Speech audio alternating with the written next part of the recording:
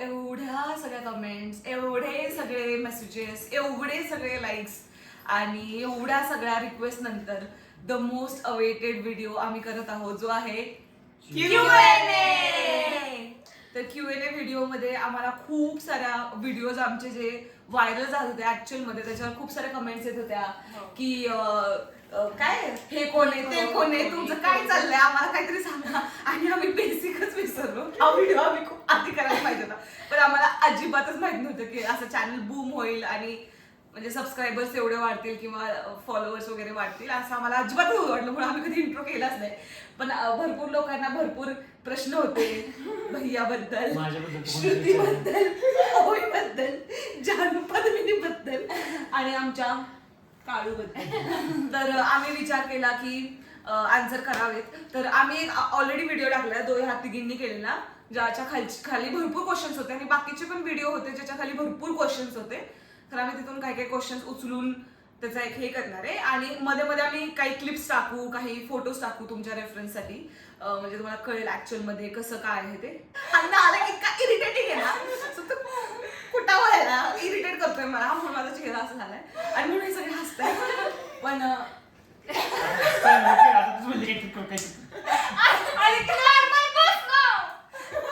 Irritating आहे यार. तर राहतो कुठे ह्याचं क्वेश्चनचं उत्तर आहे, आम्ही एका छोट्याशा गावात, सातारा शहरातल्या एका छोट्याशा गावात खिंडवाडीत राहतो. चांगलं गाव आहे. बरं तुझं लाडकं गाव आहे, तू सांग कुठं राहतो आपण. खिंडवाडीत, साताऱ्यात येतं ते, मेन सातारा सिटी मध्ये येतं. अरे सांग थोडस गावाबद्दल की आपण कुठं राहतो, काय राहतो. सातारा तेवढं नाही माहिती. मी सांगते. सातारा शहरात जवळ, हायवेच्या जवळच आमचं छोटंसं गाव आहे. छोटंसं म्हणजे थोडं डेव्हलप आहे, असं नाही की खूपच आम्ही गाव एरियामध्ये राहतो. आम्ही असं शहर साईडच्याच एरियामध्ये राहतो. सो गाव आपलं कमॉन, आम्ही शहर साईडच्या एरियामध्ये राहतो, ज्याचं नाव जे गावात राहतो म्हणजे, पण ते एकदम साताऱ्याच्या एकदम जवळ आहे, म्हणजे 2-4-5 किलोमीटर एवढं जवळ आहे की मी जेव्हा शाळेतून यायचे तेव्हा ते काय म्हणतात का त्यांना, जिबड माहिती का काय म्हणतात त्याला, जीप माहिती का तुम्हाला, वडाप. आमच्या सातारा भाषेमध्ये वडाप म्हणतात. ते वडाप मला आम्हाला घ्यायचेच नाहीत. सांगते एवढं जवळ आहे की ते वडापाव आम्हाला घ्यायचेच नाही, एवढं जवळ आमचं ऍक्च्युअली. एवढे जवळचं घेत नाही, परवडत नाही, म्हणून आम्हाला मग खूप कष्ट लागले. लिफ्ट मागवलीच. नंतर सांगते. ओके, तर हे कुठं आम्ही कुठे राहतो हे तर तुम्हाला कळालंच असेल. तर आम्ही गावात पण मेन गावात राहत नाही आम्ही. आमचं एक म्हणजे खाली रान एरिया आहे, म्हणजे कसं आहे गाव एका ठिकाणी संपतात त्याच्यानंतर रानं चालू होतात. आम्ही एकदम आमच्या डोंगर एक आहे आमचा कुलदैवताचा, आणि त्याच्या इथं आमचं घर आहे, एक बंगलो आहे. त्यामुळे आम्ही आमच्या चॅनलचं नाव फार्म हाऊस. हे माझे बाबा जे आहेत, माझे पप्पा, ते सगळीकडे असे टाकायचे. म्हणजे आधी युट्यूब चॅनलचा काही नव्हता पत्ता तेव्हा, पण सगळीकडे घाडगे फार्म हाऊस टाकायचे. घाडगे फार्म हाऊसचे आंबे, घाडगे आणि ही मजाक उडवायची त्यांना. आम्ही सगळेच मजाक उडवायचो ऑब्व्हियसली, कारण हे फार्म हाऊस नाही, आमचं घर आहे राईट. तर माझ्या लग्नाच्या टाइमला हे खूपच जास्त उचललं गेलं, कारण ह्यांनी पत्रिकांमध्ये पण घाडगे फार्म हाऊस लिहिलेलं, आणि त्यामुळे म्हणजे खूप आम्ही त्या चॅनलचं नाव पण टाइमपास म्हणून घाडगे फार्म हाऊस लिहिलं, पण आता सगळीकडे तेच आहे. तर हे आम्ही कुठे राहतो ह्याचा प्रश्न आहे. आणि त्याच्यानंतर main question is family intro. पहिले येतात जे आमचे आजी आजोबा. तुम्ही इथे वरती फोटो बघू शकता, हे माझे आजी आजोबा आहेत. आणि माझे आजोबा, मी सांगू इच्छिते की माझे आजोबा शिक्षक होते, मुख्याध्यापक होते आणि रयत शिक्षण संस्थेचे इन्स्पेक्टर पण होते. आणि माझी आजी ही खूप कष्टाळ होती. ती म्हणजे आम्ही आता थोडे 2-3 वर्ष झालं की ती आता जास्त रानात जात नाहीये, पण ती खूप म्हणजे आधीपासून लहानपणापासून ती रानातली सगळी तिने कामं केले. जे आमचं जेवढे सगळे आमची शेत आहेत ती तिच्यामुळे सगळी चाललेली आहेत. आणि हे माझे आजी आजोबा आहेत. पहिले तर ही त्यांची 3 मुलं आहेत. पहिले आहेत माझे बाबा, जे मोठे आहेत, त्यांचा मोठा मुलगा आहे. त्याच्यानंतर येतात जीवन घाडगे, हे त्यांचे सेकंड चाइल्ड आहेत. आणि थर्ड आहेत हे दयानंद घाडगे, हे त्यांचे थर्ड चाइल्ड आहेत. तर ही माझी मोठी चुलती आहे, जिला मी भैयाची मम्मी म्हणते, आणि काही लोक म्हणजे ओवी आणि ओम तिला आई म्हणतात. त्याच्यानंतर आहे तर ही माझी मम्मी आहे, हे माझे मम्मी पप्पा आहेत स्वाती स्वाती घाडगे. आणि ही आहे माझी आंटी, जी 3rd नंबरची माझी काकी आहे, जिला आम्ही आंटी म्हणतो सगळे. त्याच्यानंतर येतात आता सगळे बच्चे कंपनी, जे आम्ही आहात. आता तुम्हाला विश्वास बसणार नाही की कोण कुणाचे भाऊ बहीण आहे, कारण की तुम्हाला असं वाटतं की मी आणि भैया असं आम्ही भाऊ बहीण आहे, श्रुती आणि ओवी ट्विन सिस्टर्स आहेत, असं एकमेकांना सगळ्यांना तुम्हाला असं वाटत असतं, पण असं नाहीये. हे एकदम चुकीचं सगळ्यांचं काय बोलतात की तुम्हाला असं वाटत असेल, पण एकदम चुकीचं आहे. तर मी तुम्हाला सांगते आता कोण कुणाचं भाऊ बहीण आहे. तर पहिले तर ही एक फॅमिली आहे, 1st नंबर फॅमिली, ज्याच्यामध्ये हे दोघं भाऊ बहीण आहेत बाय डिफॉल्ट. तर सगळ्यात मोठी आमची दीदी आहे, आणि त्याच्यानंतर ना हा तिचा भाऊ शंतनू घाडगे, जो अजिबात मॅचच होत नाही पूर्ण घरातल्यांनाच. कार्तिक आर्यन आमचा सस्ता मिशोवाला कार्तिक आर्यन. त्याच्यानंतर ना येस ही दुसरी फॅमिली, ज्यात आम्ही दोघी भाऊ बहिणी एकमेकांशी अजिबात जुळत नाही. ओके. सख्या बहीण असून पण श्रुती हिची बॅग बिचिन श्रुतीकडे करते. ते नंतर बॅग बिची श्रुतीकडे करते. ते नंतर ना आम्ही तुम्हाला सांगणार काय करणार त्या दोघी. आता ना रिव्हिलेशन, शॉकिंग रिव्हिलेशन. त्याच्यानंतर हे 3rd फॅमिली आहे, ज्याच्यामध्ये श्रुती आणि ओम हे भाऊ बहीण आहेत, अजिबात वाटत नाही, जे अजिबातच काहीच वाटत नाही, एकदम क्रॉस. ओम कुणाच गेला नाही ना मुंबईवर पापावर, कारण ओम हा फ्युचर सायंटिस्ट बनणार आहे. त्यामुळे scientist are not ordinary, they are extraordinary, and my brother is extraordinary. मी आज क्वेश्चनचा एक सबसेट देते की तुम्हाला वाटत असेल की आम्ही दोघं बहीण भाऊ आहे म्हटल्यावर माझ्यानंतर हा जन्मला असेल, असं नाहीये. आधी मी जन्मलेली, माझ्यानंतर जानू आहे, जानू नंतर भैया आहे म्हणजे शंतनू नंतर श्रुती नंतर ओवी, आणि ओवी नंतर ओम लास्ट, असं आहे ते सायकल. तर दॅट्स इट. ह्याच्यामध्ये पण अजून काही क्वेश्चन्स असतील कमेंट डाऊन. नेक्स्ट आहे एज्युकेशन और करंट प्रोफेशन सिच्युएशन, म्हणजे करंट आम्ही काय करतो, आमचं एज्युकेशन काय झालंय वगैरे वगैरे वगैरे, हे श्रुती सांगेल तुम्हाला. तर दीदी आहे, दीदीचं एज्युकेशन आहे मेकॅनिकल इंजिनिअरिंग. तर तिचं इंजिनिअरिंग झालेलं आहे, पण ती तरी पण ती IT मध्ये जॉब करते. बँगलोरमध्ये प्रॅक्टो कंपनी आहे, त्याच्यामध्ये दीदी जॉब करते. खूप चांगलं, आणि तिने आमच्यासमोर खूप चांगला आदर्श ठेवला आहे, त्याच्यामुळे हे दीदीचं प्रोफेशन आहे. नंतर आहे जानू. जानूनी BSc ॲग्री केले आणि नंतर मास्टर्स केले, आणि त्याच्यामध्येच ती आता जॉब करते पुण्यामध्ये. नंतर आहे शंतनू घाडगे, आणि जानूचं आत्ताच प्रमोशन झालं. नंतर आहे शंतनू घाडगे, ज्यांनी BBA केले आणि नंतर MBA केलेले. एकदम एक्सपेक्टेशनच्या बाहेर, पण माझं ड्रीम होतं MBA करायचं, जे त्यांनी पूर्ण केलं. I am so proud of him. 8.9 CGPA आणि त्याचा फायनल रिपोर्ट मी बनवून दिलेला आहे मला रात्री. भैया मग कधी यूज करून घेणार त्यांचा. पण MBA केले हे कोण म्हणेल का, आणि अटेम्प्ट करून पास झालंय कोण म्हणेल का. चांगले टक्केवारी. हो रे बा. हा, पण तर हा सगळ्यात दंड होता शाळेत. झालं. हा झालं. हा, तर 10वी पर्यंत कसे तरी दिवस काढले. आता तू MBA पण गेली तर 10वी कुठं आली? 10वी तर काही संबंध नाही. परत मग 11वी 12वी कसे दिवस काढले. मग BBA कसं धोक्याने घेतलं. मग फायनली MBA ला गेला, आणि मग कसं तरी तो पास झाला, आणि चांगल्या टक्क्यांनी पास कौतुक कर ग त्याचं कधी. चांगल्या टक्क्यांनी पास झालाय CGPA नी. तर मग MBA करून मग तो पण आता बँगलोरमध्ये जॉब करतो. प्रॅक्टो मध्येच तो पण जॉब करतो ऑपरेशन्स टीम मध्ये. तर त्याचा वशिला आमच्या जीजूनी लावलाय, म्हणून बिचारा लागला कुठेतरी जॉबलेस. आता तेच बोलला, दुसरं काय. तुझ्या हा, तर नंतर आहे मी. तर मी आता AI इंजिनिअरिंग करतेय. मी लास्ट इयरला आहे. मी पण 10वी आणि 12वी चांगल्या पर्सेंटनी पास झाली. फक्त 10वी. बरं नंतरचा क्वेश्चन. हा, तर मग मी AI इंजिनिअरिंगच्या लास्ट इयरला आहे, आणि मी आता जॉबच्या शोधात आहे. तर समजेल जॉब लागल्यावर मी कळवेलच तुम्हाला. नंतर आहे ओवी. ओवी आता 12th ला गेलीये, जस्ट गेलीये. तर ती आता आर्ट्स करते ती Commerce. सॉरी कॉमर्स सॉरी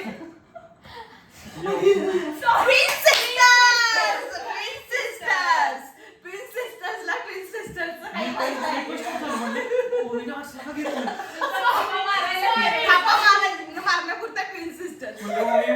आर्ट्सला घेतलं नाही तर ओवीने कॉमर्स साईड चूज केली आहे आणि ती आता 12th ला जस्ट गेली आहे. तर आता बघू तिचं फ्युचर काय आहे ते पण तुम्हाला आमच्या ब्लॉग थ्रू समजेलच. एक सेकंड, मी एक आता जसं व्हिडिओ स्टार्ट झालाय आम्ही लास्टला 2 एकदम क्यूट कमेंट्सला शाउट आउट देणार आहे, त्यामुळे ब्लॉग शेवटपर्यंत बघा. नंतर आहे दक्ष घाडगे, ह्याला आम्ही ओम बोलतो पण त्याचं खरं नाव दक्ष आहे. तर तो आता 10th ला गेलेला आहे आणि त्याचा पण दिवा तुम्हाला दिसेलच. तर तो आता 10th ला आहे, इंग्लिश मीडियम CBSE बोर्डला आहे तो, ते पण सांगते. कमी पडले तर तेवढं समजून घ्या. हे एज्युकेशन आहे आणि आता मला वाटतं ह्याचा सबसेट आहे मार्क्स. marks. तुम्हाला काही लोकांनी हे आपण आम्ही हे मनाने नाही सांगते बरं का, आम्हाला ऍक्च्युली कमेंट्स आलेल्या की किती ते जो actually we got comments asking की how many marks you have got in 10th and 12th. Actually we have got, so we are answering that question. So सगळ्यांची दिवे आता तुम्हाला, पण मला असं जेन्युइनली वाटतं पर्सनल ओपिनियन की मार्क्सवर जास्त काही अवलंबून नाही राहत. जे तुम्ही 12th नंतर करता किंवा जे तुम्ही 12th नंतर स्वतःला बिल्डअप करता किंवा तुम्ही जेवढं प्रॅक्टिकल नॉलेज गेन करता त्याच्यावर सगळं डिपेंडेंट असतं. इट डझंट मॅटर की तुमचे मार्क्स म्हणजे हे पण नाही की बाबा 40% 35%, I don't support that, but की बाबा जे पालकांची अपेक्षा असते की 90 95 नथिंग. हा मार्क्सवर काही डिपेंडेंट आहे पण तरी आम्ही सांगणार आहे. माझं सांगू का मी आधी, मग प्रत्येकाने सांगा. तर मी मी 10th इंग्लिश मीडियम मधून केलेलं. म्हणजे साताऱ्यामधली एक स्कूल होती, सेंट पॉल स्कूल. गरीबच स्कूल होती पण आम्ही छान म्हणजे माझी फेवरेट. काय बोलू नका यार. गरीब स्कूल होती, गरीबच आहे आपण. आम्ही खूप हे केलंय. नाही स्कूल होती, सेंट पॉल्स इंग्लिश मीडियम होती बेसिकली. तर माझं म्हणजे इंग्लिश मीडियम मधून मी पास आउट झालेली 2013 ला, 10th पास आउट. तर 2013 ला मला पर्सेंटेज होते 78.18 एक्झॅक्ट सांगितलं मी. आणि 12th ला मी होती सायन्स स्ट्रीमला, ते YC ला होते मी. तर YC ला मला पडलेले 70%, लाईक 69.69 असे होते. 70% राऊंड ऑफ त्याचा होता. मग ते 12th ला सायन्स स्ट्रीमला 70% होते. आणि नंतर मी इंजिनिअरिंग केलं आणि मला फर्स्ट क्लास भेटला इंजिनिअरिंग ग्रॅज्युएशनचा. तर असा आहे माझं तर ॲटलीस्ट. तर आता जाऊ. ओके, तर मी अण्णासाहेब कल्याणी शाळेमध्ये होते. आम्ही मस्त सगळेच होतो आणि मला 10वीला होते 83.20% आणि 12th ला होते 70.60% आणि मी पण YC लाच होते सायन्सला. हो, YC लाच होते. आता शंतनू काय येतात? 10th स्टँडर्डला 66.6 होते आणि 11th-12th ते मी मुंबईला केली कॉमर्सने. SIWS कॉलेज माझं नाव, कॉलेजचं नाव. आणि मला 12th मध्ये ऐकू नका तरी सगळं 56.6. तर माझे 10th मध्ये 90.40 आणि 12th मध्ये 62.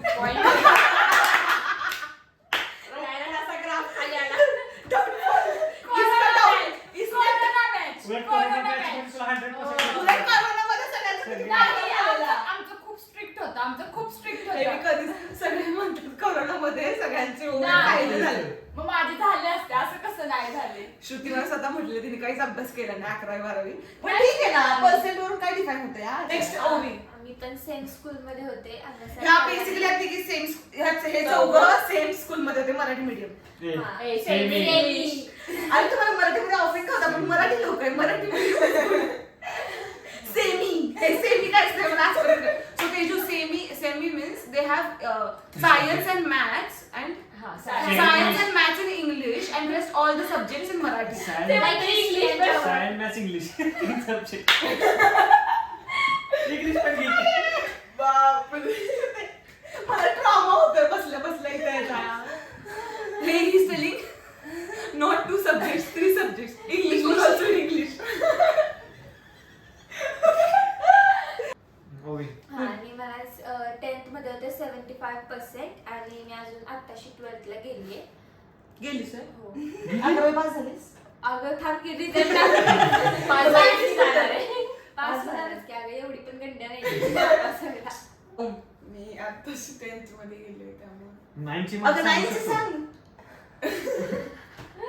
बरं ओम, मी ओमचं डिस्क्लेमर देते, जरी कोणी त्याला सपोर्ट करत असेल तरी. ए! ओम खूपच जास्त ऍक्च्युली लॉजिकल आणि प्रॅक्टिकल थिंकिंग मला मुलगा आहे. त्याला भरपूर नॉलेज आहे भरपूर गोष्टींचं, म्हणजे जे मला पण माहिती असेल ते नॉलेज त्याला असतं. म्हणजे त्याला असं पुस्तकी ज्ञान अजिबात नाहीये, पण त्याला बेसिक नॉलेज किंवा जगात काय चाललंय काही कुठेही असेल तर त्याला खूप जास्त नॉलेज येते. आणि मला तर अजून पण वाटतं तो सायंटिस्टच होणार आहे. त्यामुळे त्याच्या मार्क्स मला जरी म्हणजे ठीक आहे मार्क्स तर मला वाटतं अजून पडावेत, पण I don't think anyone should जज हिम बेस्ड ऑन दॅट. सांग.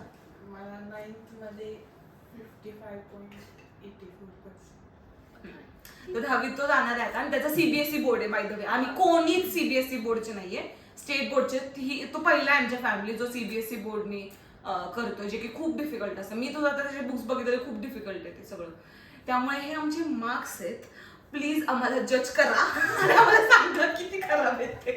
नेक्स्ट क्वेश्चन आहे, तुमची पूर्ण फॅमिली एकत्र राहते की ओकेजन साठी एकत्र येते? तर हा खूप वेळा क्वेश्चन आम्हाला विचारलेला होता. शंतनू त्या क्वेश्चनचा आन्सर करेल.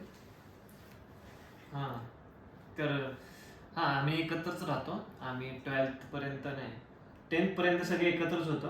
नंतर 11-12ला कोण कोण बाहेर गेलं, नंतर MBA ला, मास्टर्सला, बॅचलर्सला कोण कोण बाहेर गेलं, आणि आता 1, 2, 3 आणि 4 हे आम्ही चौघं बाहेरच असतो. आणि हे दोघं इथंच आहेत कारण की अजून त्यांची 12th व्हायची. 12th नंतर ते दोघेही बाहेर जाणार.